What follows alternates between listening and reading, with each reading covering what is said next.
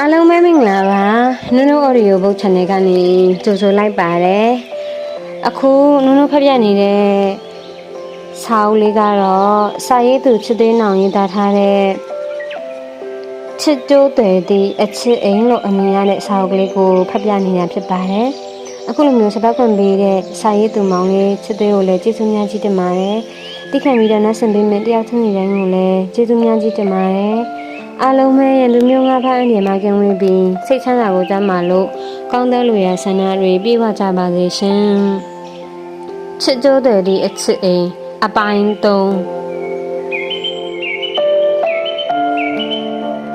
ຫນွေသည်တဖြည်းဖြည်းပုံမူပူပြင်းလာသည်တာယာကုန်းရွာတရားလုံး၌အပင်တိုင်းလိုရိုးရံတက်တက်ဖြစ်နေ၍မနက်ဆော့စီးစီးတောင်ပူလောင်နေသည်ချစ်တိုးဒီကိုလာခဲ့အောင်ကွာဟုတ်တားလာပြီဦးမောင်လှမ်းခေါ်လိုက်ပြီးနောက်ရက်တောင်တစ်ချောင်းနဲ့တူမိဖို့ကြောင့်ထဲမှာပြည့်ထွက်လာသည့်ချစ်ကျိုးကိုမြင်လိုက်ရချိန်တွင်ဥဒေဇမောင်တယောက်တက်ပြင်းသာခိုးချပစ်လိုက်သည်တကိုယ်လုံးချွေးတွေစီကြနေသောကြောင့်ချစ်ကျိုး၏အင်ကြီးတွေဟာရေလောင်းထားသလိုဖြစ်နေသည်နှွေးအောင်ချစ်ကျိုးပူလောင်နေပုံကိုမြင်ရတော့ရင်ထဲမှတိတ်မကောင်းချစ်ကျိုးကအနားရောက်သည့်အခါဥဒေဇမောင်ပေမတ်တက်ရရင်ပါလာသောရက်တောင်ကိုတစ်ပြက်ပြက်ခတ်နေသည်မင်းကိုကြည့်ရတာမတက်တာလိုက်တာကွာအရန်ဘူးနေရင်လည်းရေချိုးလိုက်ပါလားမချိုးချင်ပါဘူးအခုမှမိုးလင်းအောင်ပဲရှိသေးတာ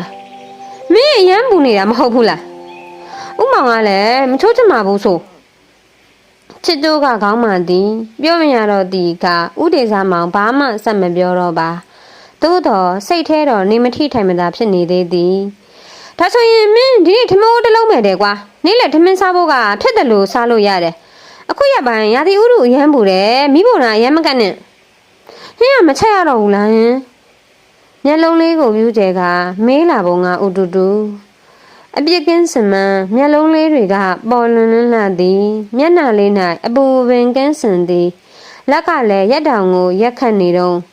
မချက်နဲ့အရမ်းပူနေတာမဟုတ်ဘူးလားဟင်းမရှိလဲထမင်းကဖြစ်တယ်လို့စားလို့ရတယ်မရပါဘူးဥမောင်ကဖြစ်တယ်လို့စားနိုင်မင်းတားမှမစားနိုင်တာချက်မှမဲတားဒီနေ့ပဲကြီးကိုစုပ်ပုတ်ရဲနဲ့နှက်မင်းတွေးထားတယ်အဲ့နောက်ဖေးကစုပ်ပုတ်ပင်ကြီးအညွန့်တွေနှုတ်ထွေးနေတာမြင်ပြီးတားအသေးရလို့မြမြခုပြီးပဲကြီးနဲ့နှက်ပြအောင်မှာသဘောကွာလှုပ်ချင်တယ်လို့လှုပ်နေမြင့်နေပြီဥမောင်လဲတဲ့မသွားသေးဒီနေ့ဥမောင်လဲတဲ့သွားမှာကတေးကြပါသည်ရေနံချေးအောင်လက်နေသောခမောက်ကြီးဆောင်းလျက်အင်ကြီးထူထူအကျန်းကြီးဝတ်ထားပြီးအိမ်မော်တက်သွားပြီယခုရာဒီကလည်းပူလွန်းတော်လဲလဲတဲ့ရတဲ့တော်လျင်အင်ကြီးထူမဝတ်လို့ကမဖြစ်ပြန်နေကပူလွန်းသဖြင့်အသားရည်တွေလောင်နိုင်သည်နေရာဒီခရမ်းလွန်ရောင်ကြည်သည်အလွန်အကဲရှိသဖြင့်အင်ကြီးထူဝတ်မရမည်ဥမောင်ဤလဲတဲ့သို့ချစ်ကြိုးတခါမှမရောက်ဘူးသေးချေလဲတွေဘလောက်များတယ်လဲချစ်ကြိုးမသိရွာထဲမှာသာအခုချိန်6ကက်နေတာ10မြောင်းရီကြောင့်ရွာအပြင်ကမျက်စိတစုံလဲကွင်းနေဆိုလျင်စိမ့်ဆိုနေမှာရော့ဒီမှာယူထားမပြောက်စင်နဲ့ခယူးဆိုင်အောင်ဥမောင်သည်အိမ်ဘော်ဒမရောတော်ပါဆန်းလာပြီးနောက်ချစ်ကြိုးဤလက်ထဲသို့တော့တစ်ချောင်းထည့်ပေးလာသည်ဘာတော့လဲချစ်ကြိုးမသိဥမောင်ဒါဘာတော့လဲအဲ့ဒါအိမ်ပေါ်တဲ့အိမ်တွင်းကားနိုင်ရမှာထောင်းထားတဲ့ဗီဒီယိုဖွင့်နေတော့ဗီဒီယိုရဲ့အောက်ဆုံးအထက်မှာအတွင်းပစ္စည်းတွေရှိတယ်ဒီနေ့ငါစိတ်ထဲတစ်မျိုးပဲလဲတဲ့သွားမှာစိတ်ထဲတစ်ခုခုထင်နေတယ်မသွားလို့မဖြစ်ပြန်တော့ငါလဲတဲ့သွားရလိမ့်မယ်တကယ်လို့ကွာမပြောကောင်းမဆိုကောင်းမီးထင်းရေးကျုံးလာရင်အဲ့ဒီပစ္စည်းတွေအကုန်ယူပြီးလွတ်ရအောင်ပြေးကွာကြားလာချစ်တို့ရေဟုတ်ကြားပါတယ်ဦးမအတွင်းပစ္စည်းတွေလက်ထက်ရှိနေရင်ထုခွဲရောင်းချပြီးလောလောလတ်လတ်စားတော့လို့ရသေးတယ်အိမ်မီးလောင်တာကိစ္စမရှိဘူးဥမောင်ကအသေးချမ်းမပြီးနောက်အိမ်ရှိတွင်ရက်ထားသောဆိုင်ကယ်ကိုခွာစီလျက်လဲတဲ့သို့ထွက်သွားလေသည်ချစ်ကျိုးတယောက်အိမ်ထဲတွင်ကြောင်တောင်တောင်ပုံစံဖြင့်ရက်ကြံရစ်ခဲ့ရသည်အချိန်တော်တော်ကြာကမှဥမောင်ပြောသွားသောစကားကိုအတိတ်ဘယ်ကိုအပြည့်အဝနားလည်ရပြီဥမောင်ကသူပိုင်ဆိုင်သောအတွင်းပစ္စည်းများတိမ့်ထားသောကိုအနံသွားသည်မီးရထင်းအသေးချာခရူးဆိုင်ဖို့မှသွားရင်ရွာထဲကတိမ်မှာမီးပြဿနာရှိပြီးထိတ်မရသိမ့်မရဖြစ်လာလျင်ခုနကအနံသွားသောဖြင့်အိမ်ပေါ်ဓာတ်ကဗီဒီယိုကြီးကိုဖွင့် အတွင်းပစ္စည်းများယူပြီးမိလွတ်ရာရှောင်တိန်ဖို့ခိုင်းစေခြင်းဖြစ်သည်သူအိမ်မှာမရှိသဖြင့်အိမ်မှာရှိသည့်ချစ်ကြိုးအားယုံကြည်စွာဖြင့်ခိုင်းစေသွားခြင်းဖြစ်သည်ဥမောင်ကလည်းမပြောကောင်းမဆိုကောင်းနေပြောသွားတယ်ချစ်ကြိုးရေရွေးမိရင်ဥမောင်အားအကဲပုံလွန်းသည်ဟုထင်မိနေသည်တကယ်တော့ဥမောင်အကဲပုံနေခြင်းမဟုတ်နွေရာသီ6တွေ့ချိန်ဖြစ်သည်ဖြင့်အရာရာတိုင်းကမီးဆွဲလောင်ကျွမ်းမှုအားကောင်းသောကြောင့်အထူးတလဲမီးကယူပြူရသည်နွေရာသီမီးပြဿနာကြုံရလျင်ရက်ရွာကဝိုင်းဝန်းဖြေရှင်းမရနိုင်သည်ဥမောင်အိမ်မှာမရှိတော့လဲပြင်းရင်စရာပင်ဥမောင်အားချစ်ကြိုးလွမ်းမိတာဥမောင်ကိုချစ်ကြိုးတန်ရုံးစဉ်ရှိသည်ဒီအိမ်သို့ဆရောက်ခရဲကဥမောင်၏အတွင်စိတ်အားချစ်ကြိုးတဖြည်းဖြည်းနားလည်လာရသည်တူးကမြစ်တာတူးကစေတနာဆိုသလိုချစ်ကြိုးသည်စိတ်ရင်ကောင်းသောဥမောင်စားဖို့ထမင်းဟင်းချက်ပြုတ်ပြင်ဆင်ပေးရလျင်ပျော်မွေ့နေသူလည်းဖြစ်သည်ဒီနေ့တော့ပဲကြီးနှင့်စူပုတ်ရွက်နှက်မီဟုချစ်ကြိုးဆုံးဖြတ်ထားသည်ပဲကြီးကဥမောင်မဆိုင်သလိုဝယ်စရာလည်းမလိုပါဟိုတနေ့တိရိစ္ဆာန်ပြောသွားသလိုဒီရွာကလူများနဲ့ဥမောင်ကျေးဇူးတရားမကင်းဘူးဆိုတာဖြစ်လိမ့်မည်ချစ်ကြိုးဒီအိမ်သို့ဆရောက်လာကြတဲ့ကညနေနေဝင်ကြီးတရောဆိုရွာထဲကလူတွေဥမောင်အိမ်ရောက်လာကြပြီးထိုလူများတွင်တချို့ကဥမောင်စီကငွေလားလဲကြခြင်းဖြစ်၍တချို့ကအကျွေးအရင်ဖြစ်စေအတိုးဖြစ်စေလားပေးချေကြခြင်းဖြစ်သည်ထိုလူများလာကြလျင်စိုက်ခင်းထွက်ဟင်းရွက်ဟင်းသီးတွေဘဲဥတွေပဲတွေပါလာကြသည်တခါတလေကြခြံထွက်ငှပြောကင်တို့တင်မောသီးတို့ပါလာတတ်သည်ထိုရများကိုအိမ်ပေါ်တ၌ဘုံဘောထားကြသည်ဥမောင်ကဖြစ်တယ်လို့အပေါ်တက်တင်တက်တယ်လို့အိမ်ပေါ်ဓမ္မနေသူချစ်ကြိုးကလည်းထိုရများအားကြွက်မကိုက်ပိုးမကိုက်အောင်ထိမ့်သိမ်းရသည်အရင်ဆုံးချစ်ကြိုးသည်ပဲကြီးနှုတ်စဘူးနှလုံးလောက်ကိုအခွန်ချွတ်ဖို့ရန်ဒဲအိုးတဲ့ရေတဝက်ထဲကစူအောင်ပြုတ်သည်ပဲပြုတ်နေချိန်မှာအိတ်နောက်ဖေးချန်စီယိုကရက်နိုင်ရှိနေသောစူပုတ်ပင်ကြီးစီမှအရွက်နှုအညွန့်နှုများကိုခက်ခဲသောခုရသည်ပဲပြုတ်ကိုတပွက်ဆူလာသည့်အခါအိုးထဲကပဲတွေကိုရေပူတွေသွင်းပြီးရေအေးဖြင့်ခဏလောင်စိမ်ထားလိုက်သည်ဒါဆိုလျင်ပဲကြီးများအခွန်ချွတ်လို့ရပြီအခွန်ချွတ်တာကလည်းအယမ်းမခက်ခဲပဲစီကိုဇီကနေပြစ်လိုက်ုံနဲ့အထဲမှပဲစီကပုတ်ခနဲ့အပြင်ထွက်သွားလေ၏ပဲစီတွေအကုန်အခွန်ချွတ်ဖို့ကတော်တော်ကြာဦးမီမီးပြိုမီရွာရှိပိုင်းကမီးရလဲလမ်းမပေါ်မှာလှစ်ခနဲ့တော်ကပြေးသွားသောလူတွေရောက်ကြောင်းပဲကြီးစီတွေအားတပုတ်ညှင့်နေသည့်ချစ်ကြိုးလန့်ပြန်သွားသည်ဖျားတမိကရင်နဲ့လှိုက်ဖို့သွား၍အထိတ်တလန့်ဖြင့်မိဖို့တဲကမိတွေကိုမြ мян ဆန်းဆန်းပင်ရေလောင်းပြလိုက်သည်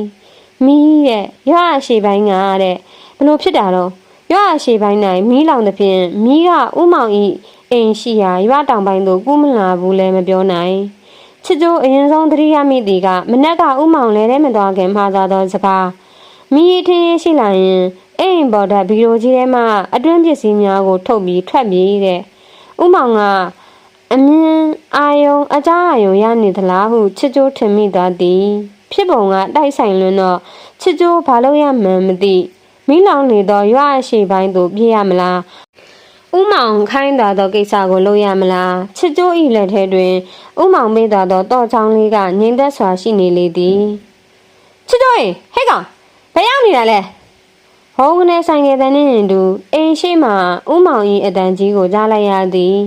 ထိုအတန်ကြောင့်ချစ်ကြိုးအလန့်လွန်းနေချိန်ရင်ထဲနှွေးထွေးသွားရသည်ချစ်ကြိုးအိမ်ရှိထွက်ကြည့်တော့ဥမောင်ကအိမ်ထဲသို့သရောတော်ပါပြေးဝင်လာသည်ဥမောင်မင်းဘာမှမဖြစ်ဘူးပဲငါဖြစ်အယမ်းလန့်သွားတာဥမောင်ဘာဖြစ်လို့လဲယင်ချစ်ကြိုးကိုမြင်သည်နှင့်ချစ်ကြိုး၏ပခုံးနှစ်ဖက်ကိုလက်ဖွားကြီးနှစ်ဖက်ဖြင့်ပြေးကင်သည်ဥမောင်၏လက်ဖွားကြီးကနှွေးထွေးနေခဲ့သည်ချစ်ကြိုးသည်ဥမောင်၏ချေးဥများတတိတိရှိကြနေသောမျက်နှာကြီးကိုမျက်လုံးပြူးလျက်ကြည့်နေမိသည်ဒီတခါတော့ဥမောင်၏မျက်ဝန်းတွေကစူးရှမနေပဲအကြီးကြီးများရွဝိုင်းနေပါလားမင်းကိုစိုးရင်လို့ပြေးလာခဲ့တာတားမကြောက်ပါဘူးဥမောင်ရဲ့ချစ်ကြိုးကိုမြင်မှဥမောင်ကဝမ်းသာသားသည်နဲ့ ထို့နောက်ဥမောင်ဘယ်သွားမလို့လဲမသိချစ်ကျိုးဤပကုံးကိုစုပ်ကင်ထားသောလက်များကိုပြန်ရုပ်သိမ်းပြီးချက်ချင်းအိမ်ထဲမှပြန်ထွက်လေသည်ဥမောင်ဘယ်သွားမလို့လဲယင်ရွာရှိပိုင်းကိုမလို့ရအောင်လဲဥမောင်ငါဘာပဲလို့မင်းကိုပြောပြရမလားတဆူသားလိုက်မယ်လိုက်ရပါဘူးကွာမလိုက်နဲ့ဆိုင်ကပေါ်ဥမောင်ခွတတ်တော့ချစ်ကျိုးလဲလိုက်ခွာသည်မင်းဘလို့ဖြစ်နေတာလဲမလိုက်ဖို့ပြောနေတယ်လေကွာကလေးကကလေးဘာသာအိမ်မနေခဲ့မလိုက်နဲ့ဥမောင်နော်တားလိုက်ချင်တာဘောလို့ဘာလို့လိုက်မှလဲကွာဟိုမှာဘာရှိလို့လဲဘာရှိပေါ့တားဥမောင်သွားတဲ့နောက်လိုက်မှာဥမောင်ဘာမှဆက်မပြောတော့ပေပြောမရလို့ဆက်မပြောခြင်းဖြစ်လိမ့်မည်ဥမောင်ကရွာရှိပိုင်းသို့ဆိုင်ကယ်ကိုမြန်မြန်မောင်းသည်မီးလောင်သည့်အိမ်အားမီးငိမ့်ရာတွင်ကူညီဖို့သွားခြင်းဖြစ်မည်ဥမောင်နောက်လိုက်သည်ဖြင့်ပဲကြီးနှက်ဖို့ပဲပဲစိတ်ညှစ်နေသည့်အလုံးများကိုချစ်ကြိုးမေ့သွားရပြီရွာရှိပိုင်းရောက်တော့ချစ်ကြိုးဟာကနေဖြစ်သွားရသည်ချစ်ကြိုးတို့ရောက်ရှိချိန်မီးလောင်သောအိမ်အားရွာကမီးငိမ့်လိုက်နိုင်တော့လဲမီးလောင်ထားသောထိုအိမ်ကဘာမှရစရာမရှိတော့ချေမီးကဘယ်အချိန်ကလေးကစတင်လောင်ကျွမ်းခဲ့တယ်လဲမသိအိမ်ကအလဲအလက်လောက်ရှိပြီးအိမ်နဲ့တူအိမ်တောင်ပြိဘောကတွေအကုန်လုံးမဲတူးကပြားကျသွားရပြီချစ်ကျိုးစိတ်မကောင်းလွန်း၍မျက်ရည်တောင်ဝဲသွားသည်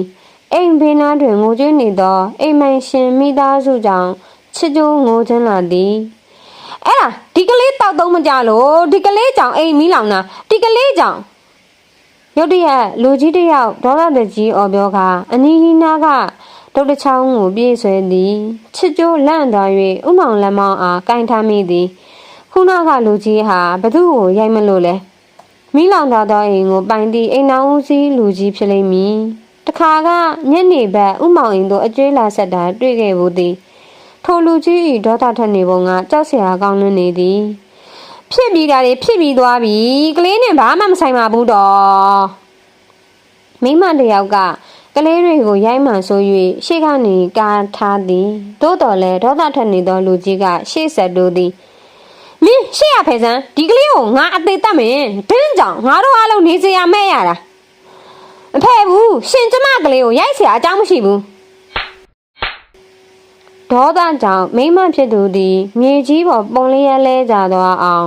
ပါးကိုအရိုက်ခံရသည်တခဏအချိန်လေးမှာပင်အိမ်ချမ်းအတွင်ရောက်နေကြသောလူအုပ်ကြီးကအော်တောင်းနှင်းဖြစ်သွားရသည်ကလေးတွေလည်းထူးမူအောင်ရိုက်ခံရသည်ကြောက်လန့်တကြားငိုတန်တွေလန်းချုံသွားရပြီထိုလူကြီးကိုရွာကလူတွေဆွေမျိုးတွေကလည်းဝိုင်းဆွဲကြပါသေးသည်သို့တော့သူတို့လည်းဒေါသထွက်နေသောလူကြီးကိုမထိန်ချုပ်နိုင်ဖြစ်နေသည်ငိုတန်တွေကအခုထိထွက်ပေါ်နေတော့ဥမာချစ်ကျိုးဘေးနာသို့ဖြတ်ခနဲလဲကြည့်လိုက်ချိန်ဘေးနာတွင်ဥမောင်ရှိမနေတော့ပါဥမောင်ဖယ်ရောက်သွားတာလဲချစ်ကျိုးရှေ့ဘက်သို့ပြန်လဲချိန်တွင်ခုနကဆူဆူညံ့ညံ့ဖြင့်ရိုက်နှက်နေသောလူကြီး၏ရှိ၌ခန့်ခန့်ညာညာကြီးရောက်နေသောဥမောင်ကိုတွေ့လိုက်ရသည်ဥမောင်၏နောက်၌အရိုက်ခံရသောမိန်းမနှင့်ကလေးတွေကအာကိုရာအဖြစ်အကာအကွယ်ယူထားသည်ထူးဆန်းလိုက်တာခုနကဒေါသဖြင့်ရိုက်နှက်နေသောလူကြီးကဥမောင်ရှိမှန်းကြရို့လေးဖြစ်သွားပါရောလားလက်ထဲကင်ထားသောဒုတ်ကြီးကမြေကြီးပေါ်တွင်ရှိနေလေပြီဥမောင်ကအဲ့ဒါလောက်ဟိတ်တက်တမာတက်ရှိသည်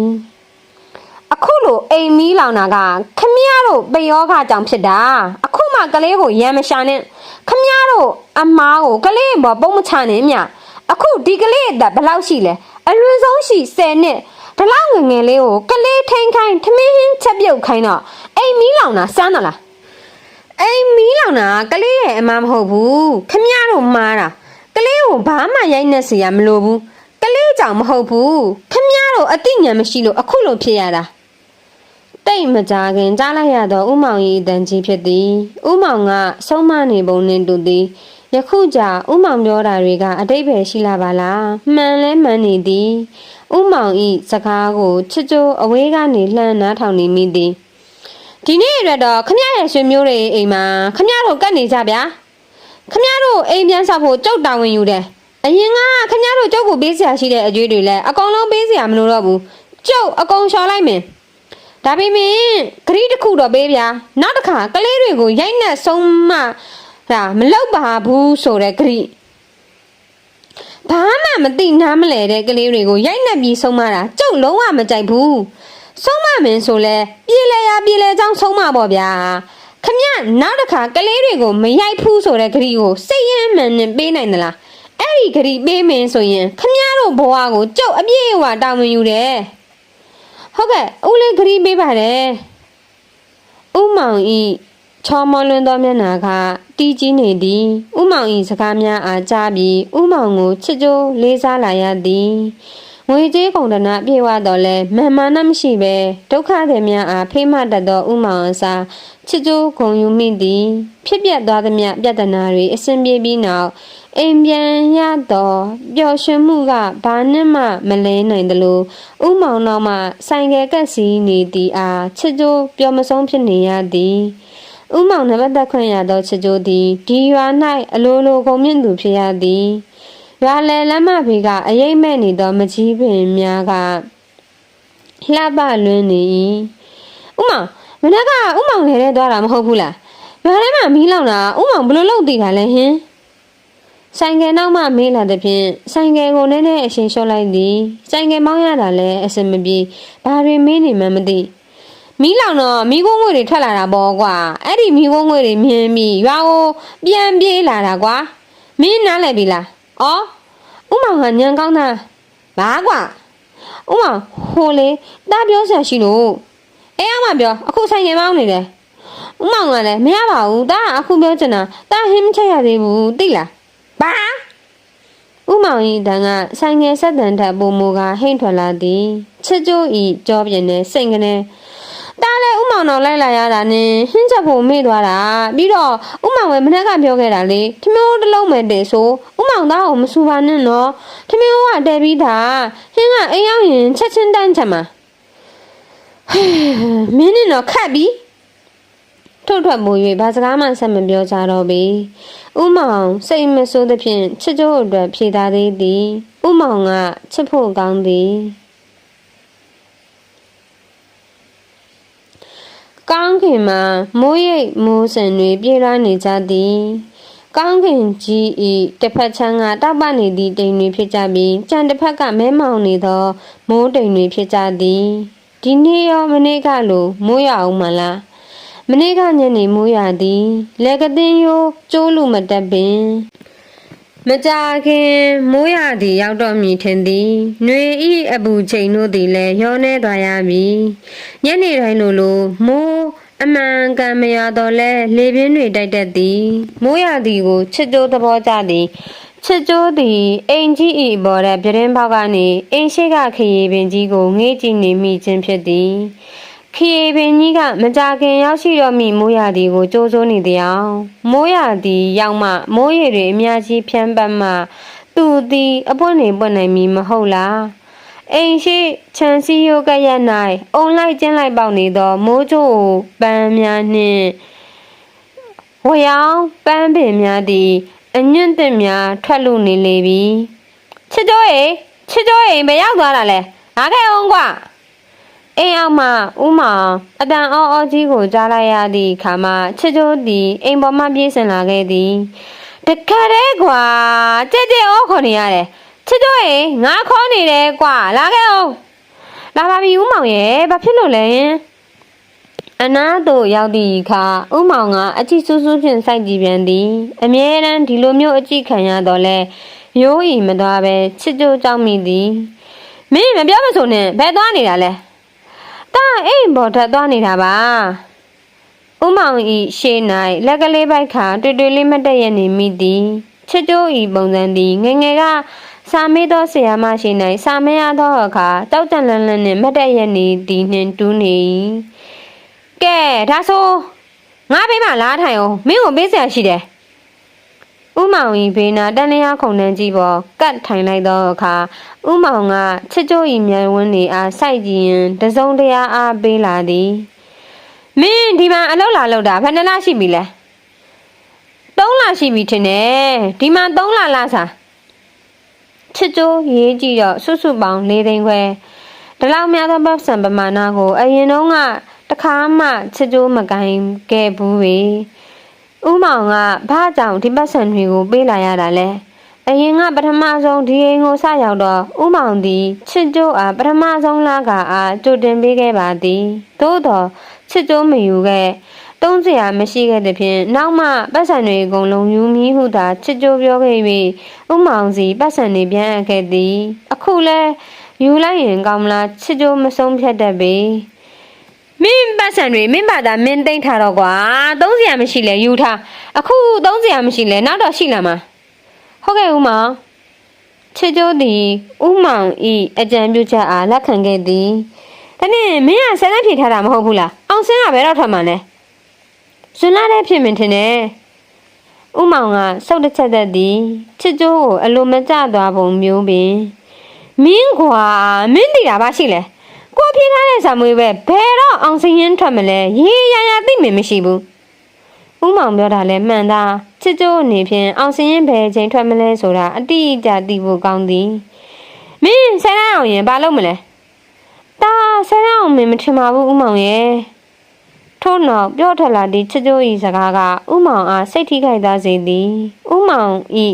ကွက်ခနဲမဲ့သွားသောမျက်နှာကြီးကိုချစ်ကျိုးမြင်လိုက်ရသည်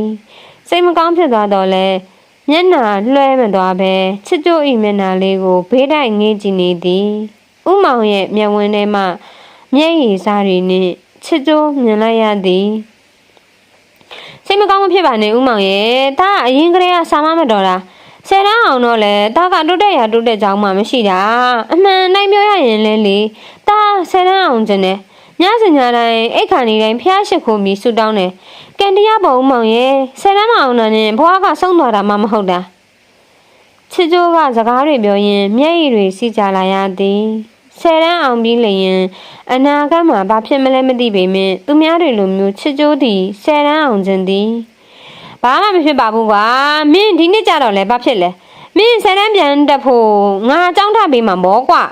မင်းဘေးနားမှာငါတယောက်လုံးရှိပါတယ်ကွာမျက်ရည်တွေကျနေသည့်ခြားတွေကလှက်လှက်လဲလဲပြောရပါသည်ဥမောင်ဤစကားအကြောင်းပင်ဥမောင်ကကြောင်းပြန်ထားပေးမယ်တဲ့ဥမောင်ဟာမိဘအုပ်ထိန်သူတယောက်ကဲ့သို့မော့ကြည့်ရင်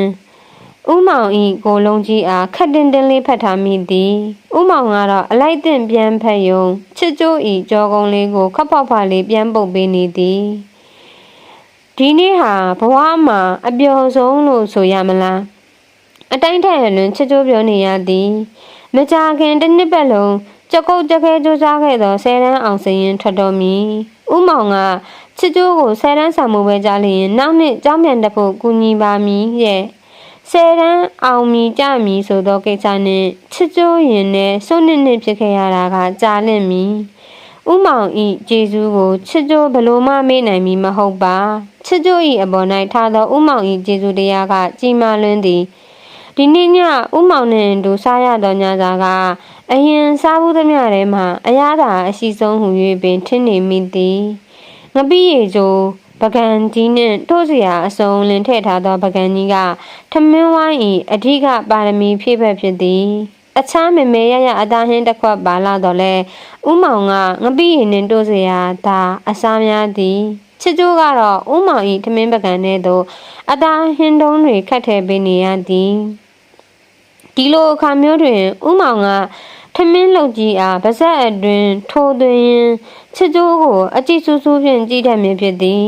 ဟင်းအစားချွေတာသောဥမောင်အားဟင်းအစားကြည့်အောင်အကျင့်လုပ်ပေးတာတော့မဟုတ်ဥမောင်သည်ချမ်းသာသည်ဥမောင်မှာမိသားစုဝင်တယောက်မှမရှိဆွေမျိုးညာတိတွေတော့ရှိနိုင်သည်သို့တော်လည်းဥမောင်၏ကြွယ်ဝမှုတွေကိုပေးသုံးသူမရှိဥမောင်မှာမသုံးလျင်ဘသူမှသုံးလိမ့်မလို့တနေ့ဥမောင်အိမ်တောင်ကြလျင်တားကျွေးမှုမရကျွေးမှုရှိလာနိုင်သဖြင့်အဲ့ဒီချင်းကြလျင်တော့ဥမောင်ပတ်စံတွေကိုသုံးသူများရှိလာနိုင်သည်ဥမောင်ခမတနေ့လယ်ထဲမှာပင်ပန်းပန်းအလုပ်လုပ်နေရတာအချိန်တန်စပားပေါ်ချိန်လက်ထဲငွေတီးဖို့မရှိစင်ရသားများအားထောက်ပံ့ဖို့ကြိုးစားနေရတာထို့ကြောင့်မို့ဥမောင်ကိုအားရှိအောင်ဟင်းများများစားစေခြင်းသည်ဥမောင်နေမကောင်းဖြစ်လို့မရပေချစ်ကျိုးသည်လည်းဥမောင်အပေါ်မိကိုနေရတော့ဥမောင်အားကျမကြီးထောင်ထောင်မြည်စေခြင်းသည် ထမင်းစားပြီးတော့အခါဥမောင်ကပတ်စံစရင်တွေတက်နေလေသည်ဥမောင်မှတနေ့ပတ်စံတွေရေးတက်ရတာကအလုပ်တစ်ခုအခုနေညတော့ဥမောင်သည်ပတ်စံတွေရေးတက်ရုံတင်မကသည်စာရွက်အလွတ်ပေါ်တွင်ဘာတွေရေးမှမသိချရင်နေသည်ချစ်ကျိုးစူးစမ်းကြည့်မိရာလေယာလုပ်ငန်းခွင်တွင်အသုံးပြုသည့်ပစ္စည်းရတွေကြောင့်စည်ရင်းလုံးနေမှန်းသိလိုက်ရသည်မကြသေးခင်ကနွေရာသီ၌စိုက်ပျိုးခဲ့သောစပားတွေရိတ်သိမ်းပြီးပြီနွေစပားကဆောင်းရာသီပေါ်သောစပားထက်ပိုစေးရတတ်သည်ဥမောင်ကလေဧကအများကြီးပိုင်သည်ဖြင့်စပားရောင်းငွေတွေအများကြီးရခဲ့လေသည်ဒီအိမ်သို့ရောက်ခါမှမမြင်ခဲ့ဘူးသောပတ်စံတွေအများကြီးကိုချစ်ကျိုးမြင်ခဲ့ရသည်ပတ်စံတွေအများကြီးအားဥမောင်ထားသောနေရာကိုချစ်ကျိုးသိနေသည်သို့သောလက်ဖျားနှင့်ထိဖို့တောင်မဆိုထားနှင့်စိတ်ဖြင့်တောင်ထိုပတ်စံတွေအားမကြံရွယ်ခဲ့ဘူးပေဥမောင်ပေါ်ရိုးသားမှုနှင့်ကျေးဇူးဆက်ခြင်းသည်ငါမနေ့ပြန်ပဲကူးသွားမှာလိုက်မလားဗျာချစ်ကျိုးဥမောင်အားဆက်ခနဲလှည့်ကြည့်လိုက်သည်ဖုံးကြည့်နေပြီရုတ်တရက်ဆိုတော့ဥမောင်ကြီးစကားကိုနားမလည်လိုက်ပြီဖြစ်သည်မင်းလက်ထဲကဖုံးကိုအောက်ချထားလိုက်မင်းဖုံးကိုငါရိုက်ခွဲမိတော့မင်းအခုအောက်ချထားလိုက်လူကြီးပြောရင်တေချာနားထောင်ရတယ်ကွာဟုတ် Facebook သုံးနေသောဖုံးစုပ်လေးအားထိုင်းနေသောတန်လျာခုံတန်းကြီးပေါ်သို့ချလိုက်သည်အမြဲတမ်းကြောက်ခဲ့ရသောဥမောင်၏အကြည့်ဆူဆူတွေကိုအခုလဲချစ်ကြိုးကြောက်သည်မနေ့ပြန်ငါပဲကူးမြို့ပေါ်သွားမလို့မင်းကိုလိုက်အောင်မလားခေါ်တာကွာလိုက်မင်းဆိုရင်လိုက်ခက်လိုက်ချင်ရင်လည်းမလိုက်နဲ့ငါအတင်းမခေါ်ဘူးဥမောင်ကလည်းဥမောင်ရဲ့အကြီးတွေကညအချိန်မီးလင်းအောင်မှစူကနေဖြစ်နေသည်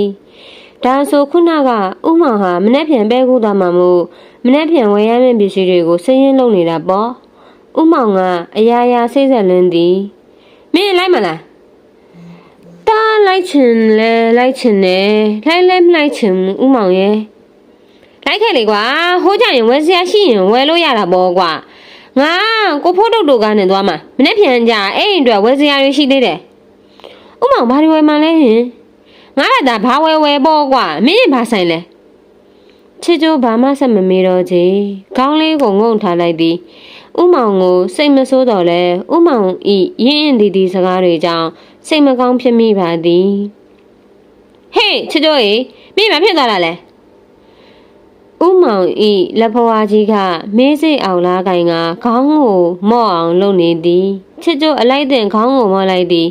ချစ်ကျိုးဤမျက်ဝန်းထဲ၌မျက်ရည်စားတွေရှိနေခဲ့သည်ငါစကားပြောဆိုမတက်တာမင်းလည်းသိနေတာပဲကွာငါနောက်တစ်ခါစကားပြောဆိုစင်ကြင်မင်ကွာမငိုပါနဲ့မင်းငိုရင်ငါပဲစိတ်ကောင်းမှမလဲတားမငိုပါဘူးမငိုလို့တာတော့တယ်မင်းမျက်ရည်တွေဝဲနေတာငါမမြင်ဘူးထင်နေလားချစ်ကျိုးရေမျက်ဝန်းထဲကမျက်ရည်တွေကိုပြောင်းစင်အောင်ချစ်ကျိုးအမြန်တုပ်ပြလိုက်သည်ကိုရမ်းမှရှိုက်တန်လေးထွက်နေတာကိုဥမောင်ကြားလို့မဖြစ်ပေဥမောင်ကိုစိတ်မကောင်းမဖြစ်စေခြင်းမနေ့ကလိုက်ခဲ့မင်းမလားပဲကူကရွှေမော်တော်ဖះကြီးကိုဝင်းဖူးချမင်းလေကွာငါပဲကူကိုအပြော်သွားတာတော့မဟုတ်ဘူးမိုးစမပြန်ဆိုင်ဖို့ဓာတ်မြေဩဇာတွေပိုးသက်ဆေးတွေဝယ်ရမှာအခြားအိမ်သုံးဖို့ကုန်ထုတ်တွေလည်းဝယ်စရာရှိတယ်တားမလိုက်တော့ပါဘူးဥမောင်မဲသွားပါတားမောင်ဝယ်စရာမရှိပါဘူးတားလိုက်လို့ဥမောင်ဂရိကထများနေပါမယ်ချစ်ကြိုးညှင်းလိုက်တော့ဥမောင်စီကတပ်ပြင်းရှိုက်တန်ကြီးကဟင်းကနေမရပါဘူးကွာမင်းလိုက်မှဖြစ်မှာငါညနေကြမှာပြန်မှာမင်းကိုတယောက်တည်းအိမ်မှာထားခဲ့ရမှာစိတ်မချဘူးငါမင်းကိုဥမောင်ကြီးမြန်ဝင်းတွေကိုနားမလဲဆိုဖြင့်ချစ်ကြိုးငေးကြည့်နေမိသည်စကားကိုပြောနေရင်ဖြတ်ချလိုက်တော့ဥမောင်ဘာကိုဆက်ပြောမလဲဆိုသည့်အတွေ့ဖြင့်ဘာမှမဟုတ်တော့ဘူးမင်းလိုက်ခက်မင်းမလိုက်ရင်ငါအပဲကူထီပွေခေါ်မှာဟိုးကြရင်မင်းစားချင်တာတွေအကုန်ဝယ်ကျွေးမယ်ချစ်ကြိုးဘာဆက်လို့ရမလဲမသိခုနကပြောတော့လိုက်ချင်ရင်လိုက်မလိုက်ချင်ရင်နေတဲ့ချစ်ကြိုးညှင်းလိုက်တော့ဥမောင်ကလိုက်ခဲ့ဖို့ခါရနေသည်လိုက်ခဲ့မင်းကဆယ်တန်းအောင်ရင်အဲ့ဒီမှာကြောင်းတက်ရမှာအရင်ကတခါမှမရောက်ဘူးမလားမနေ့ပြန်ငါနဲ့လိုက်ခဲ့ရမယ်ကွာငါစကားကိုနားထောင်လူကြီးစကားကိုနားထောင်ရတယ်ကဲအခုသွားရတော့မနေ့ကဆော့ဆော့ထသွားမှာငါလည်းအိတ်တော့မင်းဥ ဦးမောင်ကသူ့ဘာသာတွေစကားတွေပြောပြီးပတ်စံတွေကိုသိမ်းသည်စည်ရင်စာရွက်ကိုသေချာသိမ်းသည်ပြီးနောက်အိတ်ဖို့ရန်ခြံအောင်ထောင်တော့သည်ဤသို့ဖြင့်ချစ်ကြိုးသည်လည်းအိတ်ဖို့ရန်အိမ်ပေါ်တက်သို့တက်ခဲ့လေသည်ဘာပဲဖြစ်ဖြစ်မနေ့ပြန်ဦးမောင်နှင့်အတူခရီးသွားရမည်ဆိုတော့ချစ်ကြိုးပြောမိသည်ဒီနေ့ပဲကူးမြို့ပေါ်သို့သွားရမည်ဆိုတော့ချစ်ကြိုးတစ်ယောက်အိပ်ရာစောစောထားရသည်အမှန်တကယ်လဲဦးမောင်နှင့်အတူပဲကူးသို့ချစ်ကြိုးလိုက်ချင်ခဲ့ပါသည်ချစ်ကြိုးအခုရောက်နေသည့်တာယာကုန်းရွာနှင့်ပဲကူးမြို့ကြီးဆိုတာကဝေးတော့ဝေးသည်တခါမှမရောက်ဖူးခဲ့ပေမဲ့လဲနေ့တစ်ဝက်လောက်ကားစီးရလိမ့်မည်လို့ချစ်ကြိုးထင်နေမိသည်အခုအိပ်ရနိုးသည့်ချိန်ဘယ်လောက်ရှိလိမ့်မလဲဖုန်းထဲကနာရီကိုကြည့်ပြီးတော့မနက်9နာရီထိုးတော့မည်ချစ်ကြိုးအိပ်ရသိမ့်ပြီးအိမ်ပေါ်ကဆင်းလာတော့အိမ်ရှိဘက်ရေချိုးသည့်နေရာမှာရေတံတဘောမောင်းကိုကြားလိုက်ရသည်ဦးမောင်ကဝရိယကောင်းလိုက်တာချစ်ကြိုးထက်အရင်နိုးနေလေ၏တိတ်မကြလားဦးမောင်သည်မျက်နှာသက်ပြီး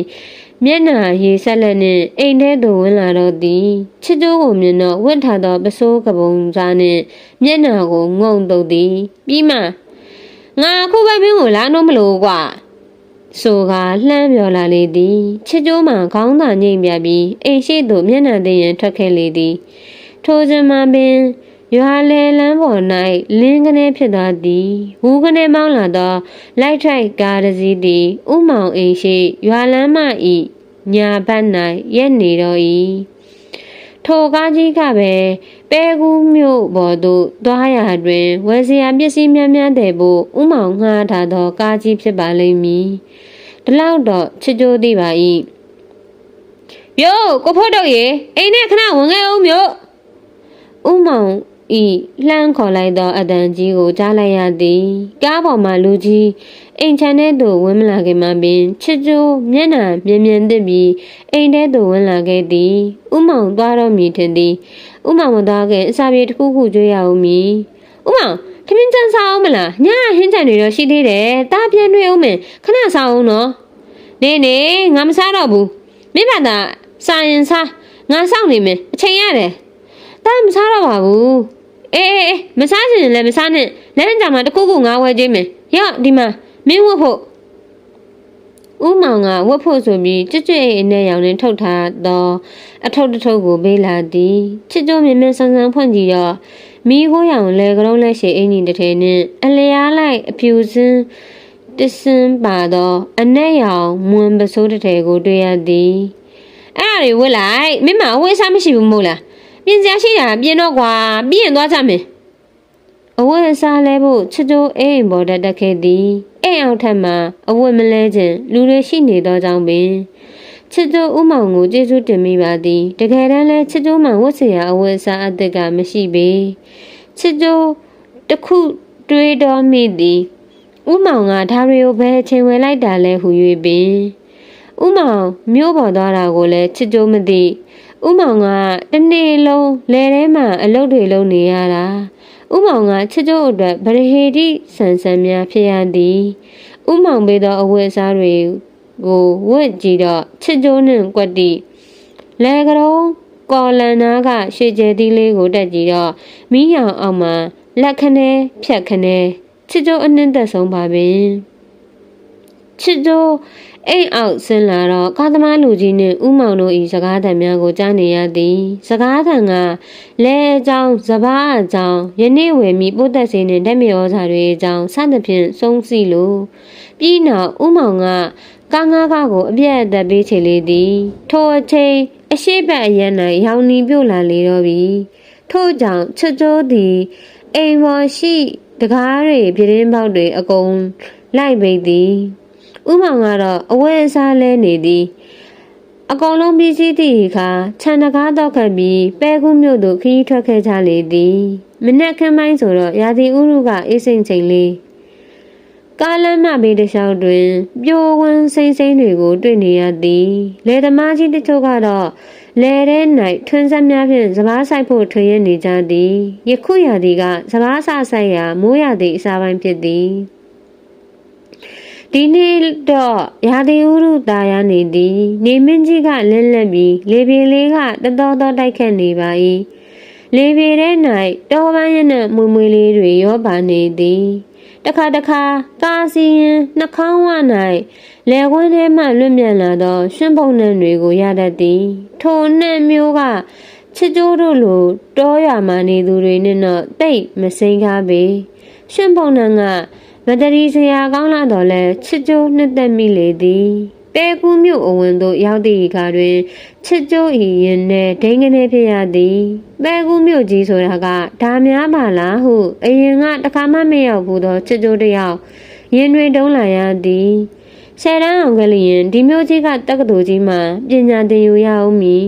မင်းဘိုက်ဆောင်နေပြီလားဦးမောင်ရင်မေးကြောင့်မြို့မြင်ခွင့်များအားငေးကြည့်နေရင်ဦးမောင်အားဖြတ်ခနဲချစ်ကြိုးလဲကြည့်လိုက်သည်ဦးမောင်ကဒီနေ့အရန်ကြည့်လို့ကောင်းနေသည်ဦးမောင်ဤပုံစံကကြည့်လို့မဝသည့်ပုံစံမျိုးဝတ်ထားသည့်အင်ကြီးကအနက်ရောင်အစင်းများပါသောအဖြူရောင်လက်ရှိအင်ကြီးကော်လန်နှင့်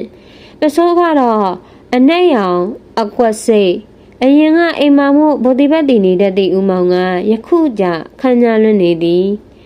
ငါမေးတာဖေအောင်လေကွာဗါလဲမင်းကြီးသားစီစိတ်ရောက်နေတာလား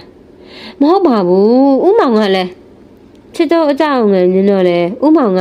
ပြောစမ်းဘယ်ကြီးသားစီစိတ်ရောက်နေတာလဲဟိုတစ်ခါအိမ်လာတဲ့မင်းတငယ်ချင်းထွန်းသစ္စာဆိုတဲ့အကောင်ကိုလားမဟုတ်ပါဘူးဒါဆိုဘာလို့လဲအိမ်နာကကလေးမလား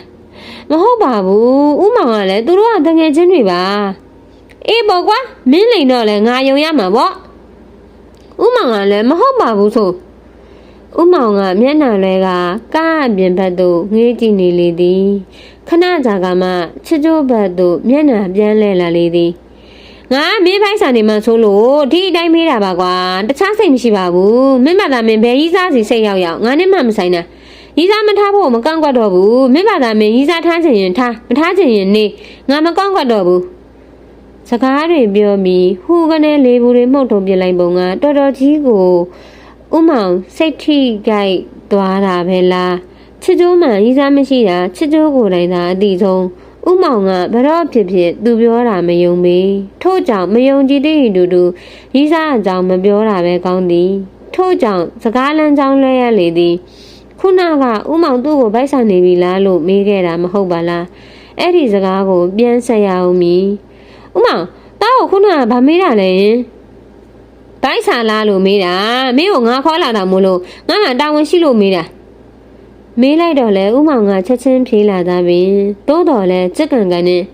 တာဘိုင်းမစားသေးပါဘူးဦးမောင်ရဲ့လမ်းမှာဦးမောင်ဝယ်ကြတဲ့မုံဟင်ကစားလာတယ်လေအဲ့ဒါကြောင့်မစားတာငါမင်းစားနေမှဆိုလို့ဒါမစားသေးပါဘူးဒါဆိုရင်လည်းပဲကိုရောက်ရင်ငါတို့အရင်ဆုံးဖျားဝင်ဖူးကြမယ်ကွာပြီးရင်ထမင်းဆိုင်တစ်ဆိုင်မှာနေ့လည်စာဝင်စားကြမယ်ပြီးမှဝယ်စရာရှိတာတွေဝယ်ကြမယ်ဟုတ်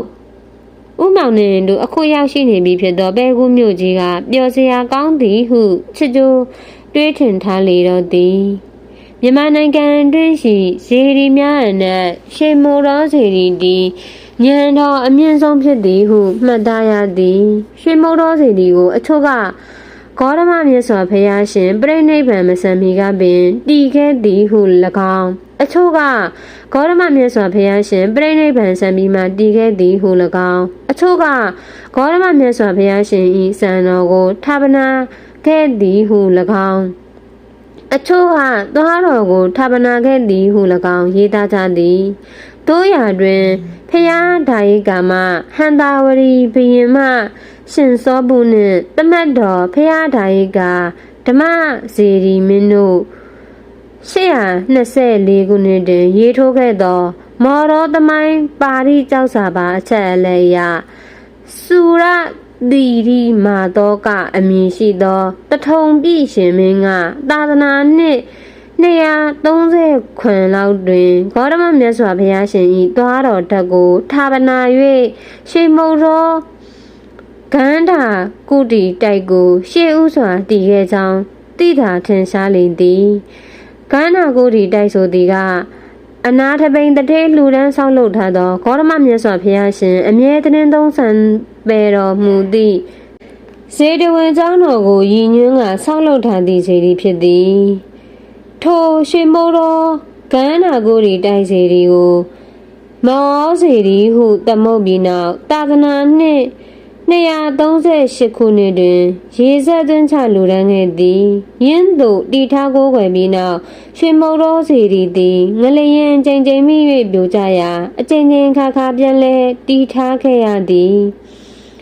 ရှင်တရားဓမ္မဤရွှေမုတ်တော်သမိုင်းနှင့်တထုံရာဇဝင်အဆိုအရတာသနာနှင့်340ခွင်454 532 566 608 690ခွင်985 843 931 1004 1081 1154 1196 1280 1350ခွင်1419 1530 1603 1905 1873 1830 1892ခုနှစ်များတွင်22ကြိမ်တိုင်တိုင်ငလျင်တန်းကြောင့်ရွှေမုတ်တော်တိုက်စီရီပြိုပြတ်ခဲ့လေသဖြင့်မင်းဆက်ဆက်တို့ပြန်လည်ပြုပြင်ပေးရလေရှိကြောင်းသိရသည်တက္ကရာ958ခုနှစ်တွင်နောက်ထပ်23ကြိမ်မြောက်ပြိုကျပြန်လေသည်ဖျားရင်ပြင်တော်ပေါ်တွင်ငလျင်ကြောင့်ပြိုကျခဲ့သောငှက်ပြောဘူးတော်ကြီးကိုဦးမောင်နှင့်ချစ်ကြိုးတို့ဖူးမြော်ရသည်အသစ်တင်ထားသောငှက်ပြောဘူးတော်ကြီးရှိသည့်ဇေဒီကြီးကိုလည်းလက်ဖြာမိုးကဥခတ်ရသည်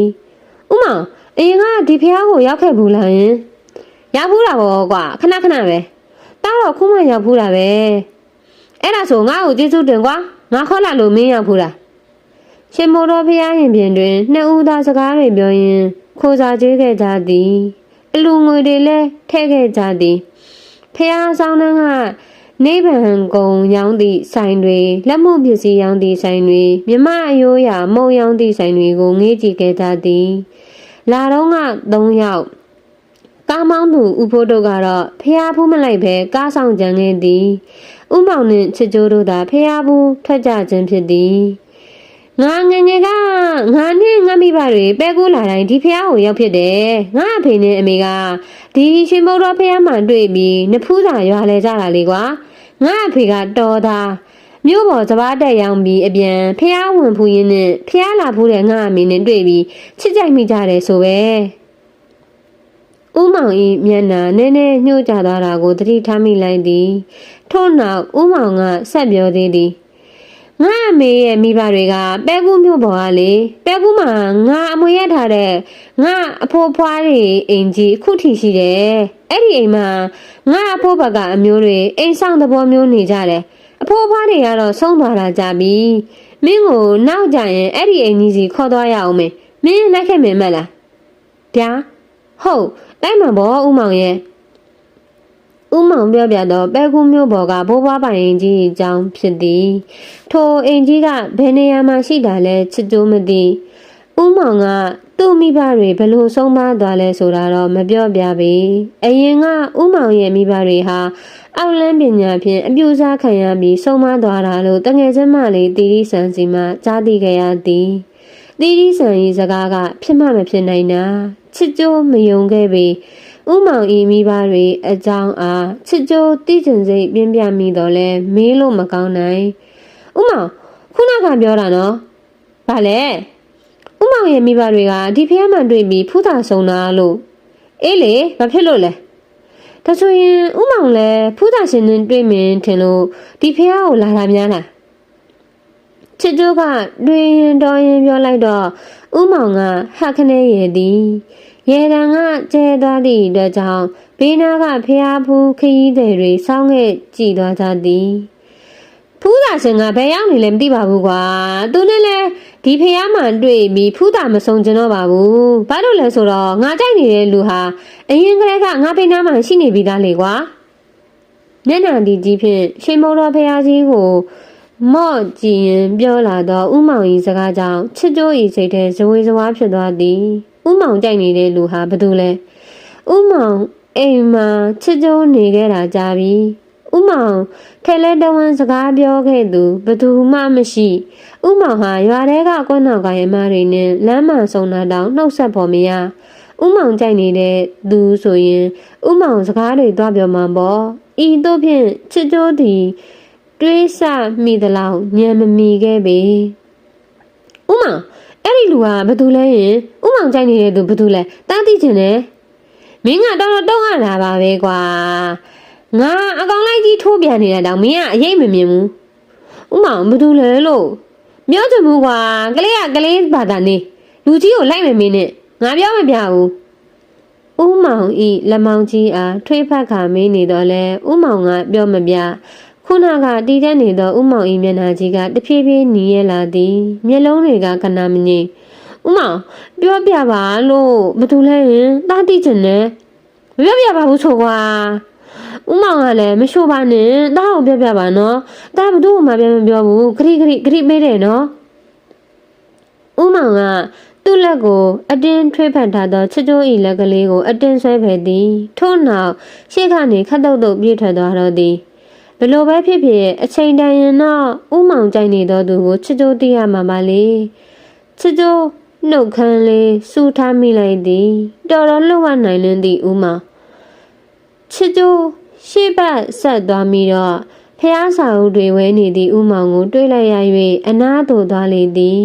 ဥမောင်ကဖះစာအုပ်ဝဲတာရိုးရိုးတန်းတန်းမဝဲပြီးဖះစာအုပ်တွေမဝဲခင်မှာအထဲကမာတိကာကိုလှမ်းကြည့်ပြီးပြည့်ကြီးစတဲ့တော့ပဋ္ဌာန်းဒေသနာတော်ဓမ္မစကြာတရားတော်စသည့်၃မျိုးပါမပါစစ်စစ်သည်ထို၃မျိုးပါသည့်ဖះစာအုပ်ကိုမှတန်ရာတန်ကြီးပေး၍ဝယ်လေသည်ဥမောင်ကဖះတရားသမားကြီးပါလားဟုတွေးမိပြီးချစ်တိုးမှာဥမောင်ကိုကြည့်ပြီးလေးစားကြည်ညိုစိတ်များတပွားပွားဖြစ်ရပါသည်ဖះစာအုပ်ဝယ်ပြီးတော့ဥမောင်ကဖះဆောင်နှံမေကရိုးစုံဈေးရန်နာသွားသည်ဥမောင်ဘာဝယ်မလို့ပါလိမ့်ချစ်တိုးစူးစမ်းလိုက်တော့ဥမောင်ကအလုံးပိတ်ထားသောရှောက်ယူဘူးကြီးတစ်ဘူးကိုကိုင်ကဆိုင်ရှင်တော်ကြီးအားဈေးမေးနေခြင်းဖြစ်သည်ထိုအခါချစ်တိုးမနေသာတော့ပဲဥမောင်ကိုဝင်ပြောရသည်ဥမောင်ရဲ့မစားဘူးတဲ့ဟာကိုဝယ်ပါလားဟင်ရွာမှာမရှိတဲ့တခြားဟာဝယ်ပါလားရှောက်ယူကကိုယ့်ဘာသာရိုးထိုးစားလို့ရနေတာပဲအိမ်မှာလည်းရှောက်သီးတွေပေါ်နေတာကိုဗျာထိုအခါဥမောင်ကချစ်တိုးကိုစူးကနေလှဲ့ကြည့်သည်မကြင်မနှက်ဖြစ်သွားပေါ်မင်းထိုးကြွေးမှမို့လို့လားငါဘာသာရှောက်ယူကြိုက်လို့ဝယ်တာကွာဘာဖြစ်လဲပြောမြန်လဲသဘောဥမောင်ရေဝယ်ချင်တာသာဝယ်တော့ရှောက်ယူစားခြင်းရင်ဒါကရှောက်ယူထိုးကြွေးမလို့ထိုးမကြွေးတော့ဘူးအဲ့ဒီမှာကိုယ့်ဘာသာကိုအပိုရေးစားဝဲစားတော့ဥမောင်ကိုချစ်ကြိုးပြောမရဥမောင်ကခေါင်းမာလိုက်တာဝယ်ချင်တာတွေဝယ်ပြီးသွားတော့မျက်နှာကပြူးပြောင်နေပင်ကိစ္စဝိစာတွေအကုန်ပြီးတော့ဖះရှင်နာရထားသောလိုက်ထရိုက်ကားစီတို့ပြန်လာခဲ့ကြသည်ဖះဖူးရတာပျော်ခဲ့ပါသည်မိုးရသည်ဆိုတော့လဲမွန်းတဲ့တော့မှမို့နေကပူပြင်းလွန်းသည်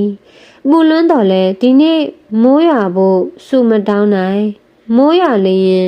အပြန်ကြဆိုးဆွတ်နဲ့လုံးဝအဆင်မပြေပေကိုဖို့တော့ရေအရင်ကခမည်းနဲ့ကြုံလာရင်စားနေကြထမင်းဆိုင်ကိုသာတန့်မောင်းများကျတို့ဘိုက်ဆာလာပြီဗျမြန်တာမောင်းရောအခုမှပဲဘိုက်ဆာနေမှချစ်ကြိုးတရိရသွားသည်ရောက်ခရဲကဖះဝင်ပူးနေသည်နဲ့ဘာမှမစားလိုက်ရပြီအခုတော့စားနေသောဘိုက်ကိုဖြည့်ချင်လာပြီဒီနေ့လဲမြို့ပေါ်မှာစားတော့နေရတော့ဥမောင်ပတ်စံတော်ကုန်မှာဥမောင်လာကဖြတ်မှလားဆိုပြီးချစ်ကြိုးတယောက်ရင်လေးမနေရလေသည်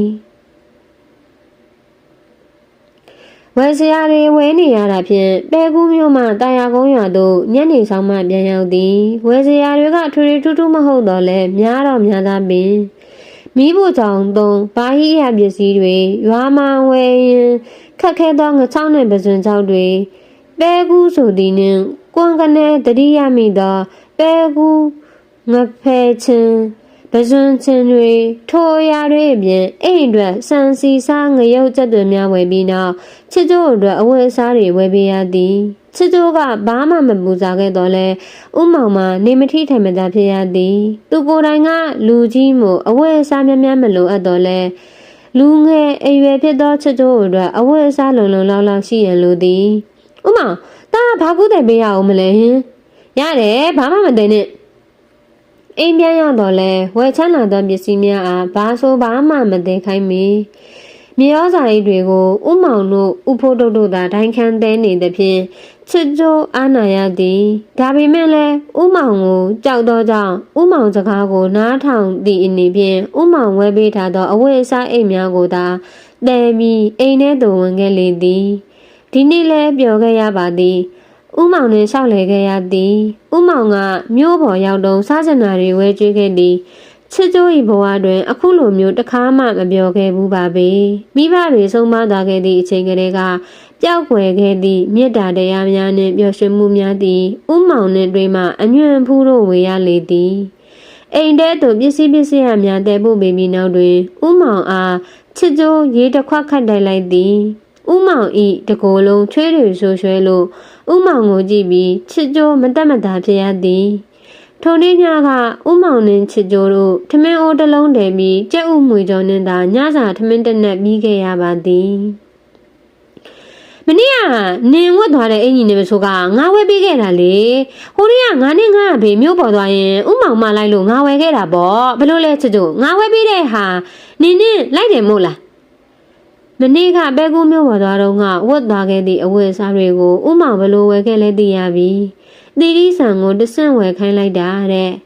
အဲခန်းထဲသို့လန့်ကြည့်လိုက်တော့ဥမောင်ကတီတီဆန်ခေါ်လာတော့ကလေးလေးအားချော့မြူနေသည်ကိုတွေ့လိုက်ရသည်ဥမောင်ကကလေးချစ်တတ်တာပဲငါရုပ်ချောတော့ဘာဝဝယ်လာတယ်လေနင်မသိဘူးလားတီတီဆန်အဲ့ဒါလည်းဟုတ်သားနင်ကရုပ်ချောတယ်ငါတောင်နင်းကိုချစ်ချင်သိလားအဟိအဲခန်းထဲမှာဥမောင်ဤချောင်းဟန်တန်ကြီးကိုကြားလိုက်ရသည်ရဲဆဆနဲ့ပြောနေသောတီတီဆန်၏စကားတွေတောင်လဲစားဝမှတစ်ဆို့သွားရသည်ချစ်ကြိုးနှင့်တီတီဆန်တို့နှစ်ယောက်ဥမောင်ကိုနားမလဲတယ်လို့မျိုးလှည့်ကြည့်မိလိုက်ကြသည်ဥမောင်ကဘာဖြစ်ချင်နေတာလဲမသိဘူးလေတမျိုးတော့တမျိုးပဲတီတီဆန်ပြီးတော့ချစ်ကြိုးမှအလိုက်တင်ပြန်ဖြစ်ရသည်ထိုစံမှာပင်ဥမောင်၏စကားတန်အော်ကြီးကိုနောက်ထပ်ကြားလိုက်ရသည်ဟေးကလေးတွေမင်းတို့နေရာဘာတွေပြောနေကြတာလဲငါ့အိမ်မှာပောက်ကရတွေမပြောနေကွာမင်းတို့ပြောနေတာတွေငါမကြားဘူးထင်နေလားစီးညင်ကန်းနဲ့ပြောချာကွာငါမမှန်ချင်ဘူးကြားလားနှစ်ယောက်သားအယောင်ယောင်မမဖြင့်ဟုတ်ဟုသာပြန်ပြောမိကြလေသည်ထို့နောက်တီရီဆန်ကလေတံတိုးတိုးဖြင့်ပြောလာသည့်စကားကြောင့်ချစ်တို့စိတ်တို့ရသည်ဥမောင်ကယူသွားတာလားတဲ့ထိုစကားကြောင့်တီရီဆန်ကြီးကောင်းအားကွာခနဲမီအောင်ချစ်တို့ခောက်ပြလိုက်သည်ထိုအခါတီရီဆန်စီမှအာခနဲအတန်ထွက်လာသည်ထို့နောက်အတန်ထွက်သွားသောပါဇက်ကိုလက်ဖွားနဲ့ပိတ်လိုက်ပြီးဒီကဘာဖြစ်ချင်တာလဲမင်းကဥမောင်ကိုယူတယ်ပြောတာ哦ခက်ဆာဆာလေးရန်တွေးလိုက်သည့်အခါတီရီဆန်ကလည်းအလျှော်မပေးသေးချေဟဲ့ဥဒီစာကြီးကငါတို့ကိုဆူတာကိုဆူပေါ့နင်ကသူ့အိမ်လဲလာသေးသူ့ကိုလည်းယူတယ်ပြောသေးနင်အခုစားတောင်မျိုးချုံနေတာဥမောင်ကျွေးထားတဲ့မုံတွေမဟုတ်ဘူးလားနင်ကျေးဇူးမကန်းနဲ့တီရီဆန်ချစ်ကြပြောတာလဲဟုတ်တော့ဟုတ်သားပင်တီရီဆန်ကဘာရဲမဟုတ်စိတ်ထဲမပါပဲပြောမိတော့လဲချစ်ကြဤရဲဆက်ဆက်ပြောဆိုခြင်းကိုခံလိုက်ရသည်နင်ကဥမောင်ကိုထီတော့နားတယ်ပေါ့လေနားရမှာပေါ့ဥမောင်ကငါကျေးဇူးရှင်လေထားပါတော့နင်ကိုငါဆက်ပြောရင်နင်နဲ့ငါရန်ဖြစ်ရတော့မင်းဒါနဲ့နင်ထွန်းသစ္စာကိုမလွမ်းဘူးလားတီရီဆန်၏စကားကြောင့်ချစ်ကြိုး၏မျက်လုံးနဲ့မျက်ရည်များဆိုသွားရသည်ထွန်းသစ္စာကိုလွမ်းလိုက်တာမတွေ့ရတာတောင်ကြာပြီဖုံးလည်းမဆက်ဖြစ်သွားလည်းမတွေ့နိုင်သူကလည်းအိမ်မလားအခုချိန်ထွန်းသစ္စာတယောက်ဘာတွေလုပ်နေမှပါလိမ့်သူလည်းရီစားရနေပြီလားမသိပါဘူးဟဲ့ကျောင်းပိတ်ခရဲကသူနဲ့မတွေ့ဖြစ်တာတီရီဆန်ကအမှတ်ချက်ပေးလာခြင်းဖြစ်သည်သူဟိုတခါဒီငိုလာသေးတယ်ဥမောင်နဲ့တွေ့ပြီးစကားတောင်နည်းနည်းများသွားသေးတယ်ဟဲ့ဟုတ်လားဘယ်လိုများတာလဲပြောပါဦးနင်မသိလည်းဖြစ်တယ်တီရီဆန်နဲ့စကားပြောနေရင်မှဥမောင်စီတို့ချစ်ကြိုးထွက်လာခဲ့သည်ဒီနေ့တီရီဆန်ကိုတိတ်မကျင်နဲ့ပြီးဥမောင်ကိုပဲယူနေတာလားတဲ့သူ့ကြည့်တော့ဥမောင်ကြွေးထားသောပဲကူးမှဝဲလာသည့်အတီးယိုတွေမုံတွေကိုအန်းထွက်အောင်စားပြီးဂလန်ကဆန်ပြုတ်နေသည်အဲကန်ထဲမှာကလေးပေါက်စာလေးနဲ့စကားပြောနေသောဥမောင်ကိုမြင်လိုက်ရတော့မှတီရီဆန်ပေါ်၌ထားမိသည့်ဒေါသတွေပြေပြောက်သွားရသည်ချစ်ကြိုးလဲကလေးချစ်တတ်သောဥမောင်ပင်နာကတ်ထန်လိုက်သည်ဥမောင်ကလေးချစ်တတ်တယ်လားယင်ကလေးကတီတီဆန်ခေါ်လာသောမောင်လေးဖြစ်သည်ကလေးထိန်ထွက်လာရင်အိမ်ရောက်နေခြင်းဖြစ်သည်တားလည်းကလေးချစ်တတ်တယ်သိလားဥမောင် ဥမောင်ကတအင်းအင်းနဲ့ဘာဖြစ်နေတာလဲမသိချစ်ကျိုးမှတိတ်အလိုမကြတော့ပြီဥမောင်သည်ကလေးအားမုံအပြော်လေးတွေနည်းနည်းစီအသေးချာခွင့်သည်ပြီးလျင်နှင့်မှဆို၍ရေကိုမသိအောင်တိုက်သည်ဒါတွေမကသေးကလေးဤပါဖောင်ဖောင်လေးကိုဖြစ်ကြည့်သည်လက်သေးသေးလေးတွေကိုဖောက်ဖောက်လေးကင်ထားသေးသည်ဥမောင်လို့ဟေးဘာလဲကွာဥမောင်၏လက်မောင်းကြီးအားလှစ်ခနဲလှမ်းကန်လိုက်သည်ချစ်ကျိုးကိုဒါမျိုးတော့ဘယ်ဆန်းလို့ရမလို့သူ့ထက်ကလေးကိုပိုးဦးစားပေးနေတော့ချစ်ကျိုးမနာလိုစိတ်ဖြစ်နေရသည်ဥမောင်မဖြစ်နေတာလဲငါဘာဖြစ်နေလို့လဲကွာဦးလဲလဲဖြစ်နေတော့ဥမောင်၏အကြည့်တွေဟာအခုတော့အရင်လိုမဆူးရှာတော့ပြီချစ်ကျိုးပြန်ကြည့်ရဲ့သည်ဥမောင်မလို့သူများကလေးကိုအရန်ချီချင်းနေရတာလဲဗျာကလေးကချစ်ဖို့ကောင်းတာဟုတ်ကွာတားရောချစ်ဖို့မကောင်းဘူးလားဟမ်ဥမောင်စီမအသက်ရှူတန်တွေမြန်လာတာကိုသတိထားမိနေသည်တရင်းတန်းတန်တွေကိုပါကြားနေရ၏ဥမောင်ကသူ့ကိုအတင်းလိုက်ကြည့်နေသောချစ်ကျိုး၏အကြည့်တွေကိုအတင်းရှောင်ခွင့်နေသည်ဥမောင်ဖြိုးလေတားလိုက်ကလေးပဲလေနော်မသိဘူးကွာနောက်ဆုံးတိမခံနိုင်တော့သည့်ဆိုထိုနားမှဥမောင်တော်တော်ပါပြေးထွက်သွားလေတော့သည်ချစ်ကျိုးမှာဥမောင်ဤအဖြစ်ကိုကြည်ရင်ရဲလေးရဲ့ကြံရင်ခဲ့သည်တော်တော်ရှက်တဲ့သည့်ဥမောင်ကအမြဲတမ်းအဲ့ဒီလိုပါပင်ချစ်တယ်ပြောတိုင်းဥမောင်ရှက်တဲ့သည်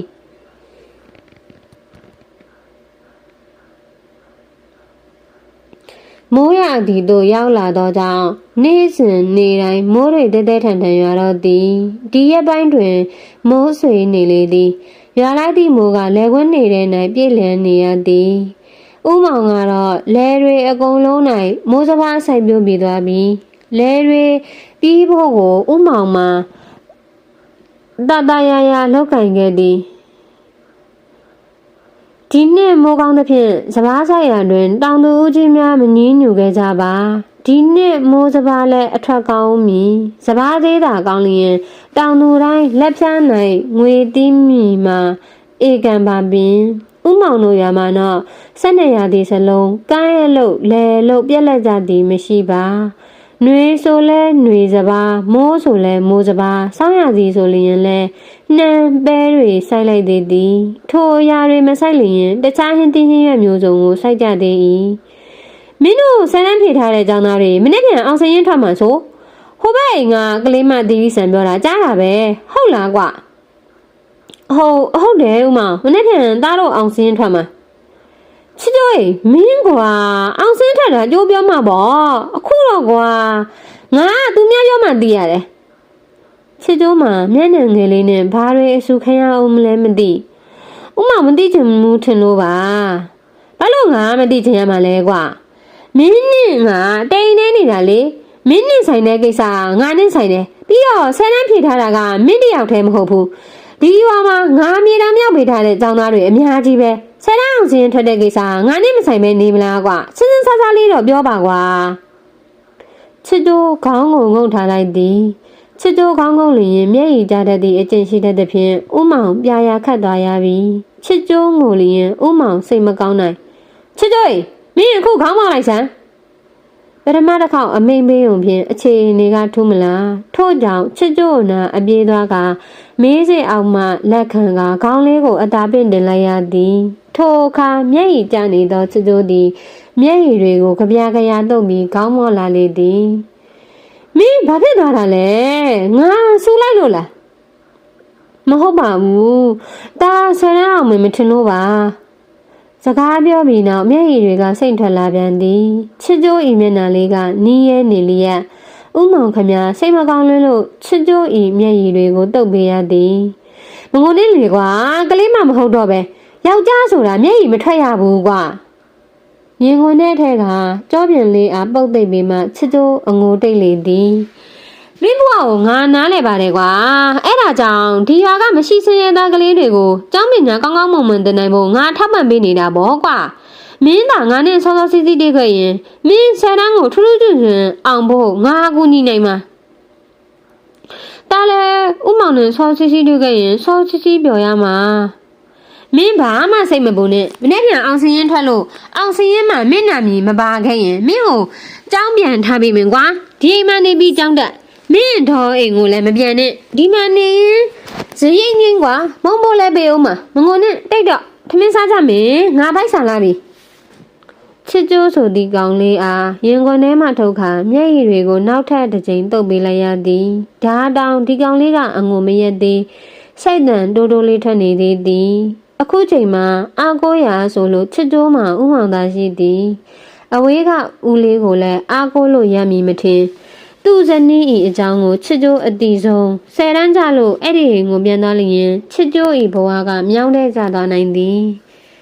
ထမင်းဟင်းချက်တက်ယုံအဝိလျှော်တက်ယုံနှင့်အိမ်လုတ်တွေပဲလုတ်တက်သောချစ်ကျိုးသည်10တန်းမအောင်လျင်အခြားမည်သည့်အလုပ်ကိုလုပ်ရမည်နီ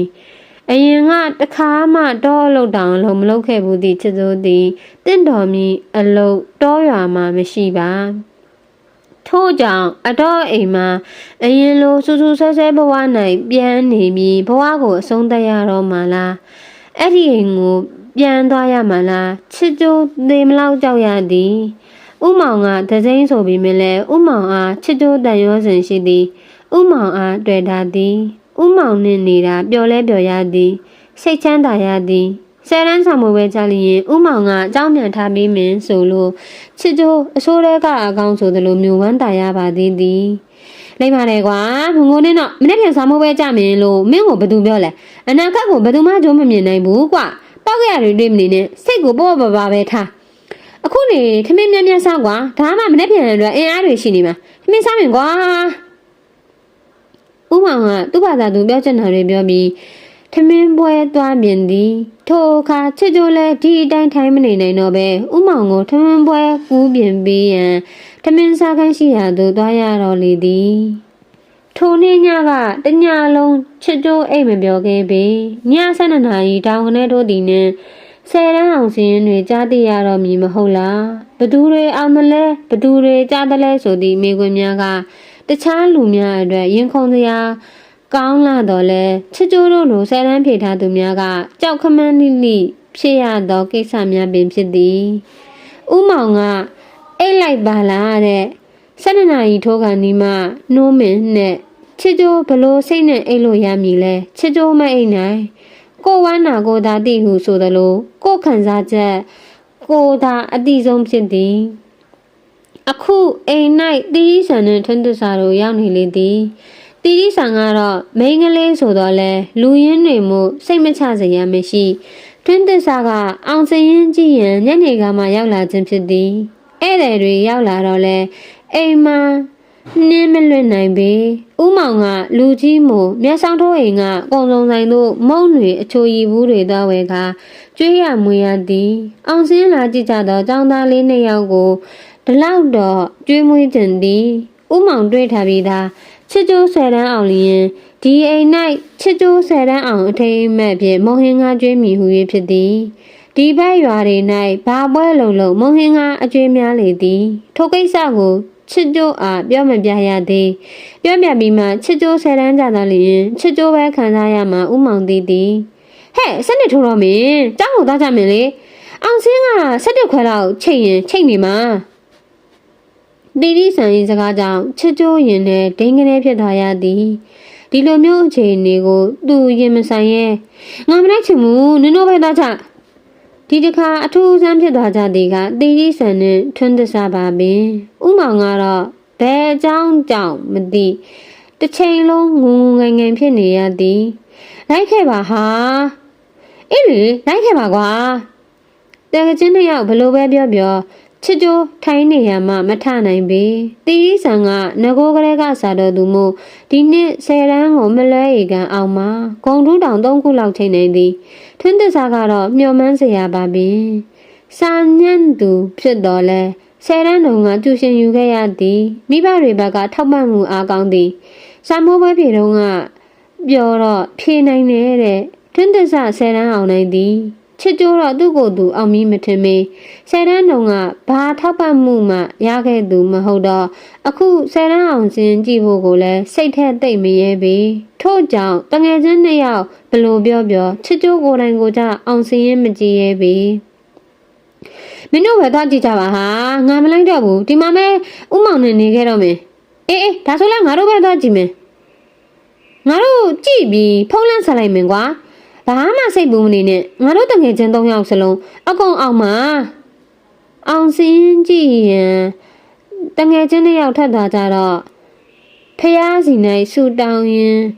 အိမ်ကောင်းရင်ဘက်ဖះเจ้าဆောင်စီတို့ချစ်ကြိုးဥတီလေသည်ဖះเจ้าဆောင်၌